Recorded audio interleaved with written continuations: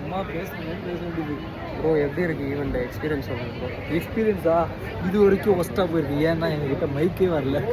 வர்ற மைக்கே பிடிக்கிட்டு போயிடுறாங்க. இதான் ரியாலிட்டி. நான்லாம் சத்தம் போட்டு பேசியிருக்கேன். பட் அது டிவியில் கட் பண்ணி கண்டிப்பாக தூக்குவாங்கன்னு நினைக்கிறேன். இது பேசலாம். நிறைய ஹாட்டான டாபிக் இங்கே போச்சு. பட் அதெல்லாம் டிவியில் டெலிகாஸ்ட் ஆகாது.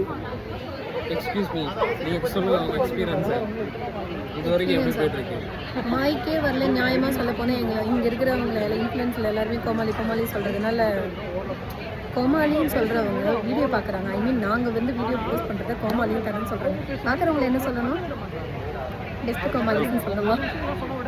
ஸோ இது வந்து எப்படி வருதுன்னு தான் நம்ம பார்க்கணும். ஸோ முடிச்சுட்டு உங்களை வந்து பார்க்குறேன். நல்ல விஷயம் நிறைய இருக்கு பார்க்கறதுக்கு. நிறைய நல்ல விஷயம் அதெல்லாம் விட்டுட்டாங்க. அங்கே உட்காந்துட்டுமேன்றதுக்காக அந்த சைடு உட்காந்துட்டுமேன்றதுக்காக இது பேசணும்ன்றதுனால பேசிட்டு இருக்காங்க. ஆனால் அவங்களும் இந்த பக்கம் உட்கார வேண்டியவங்க தான். அவங்க பேசுறாங்க.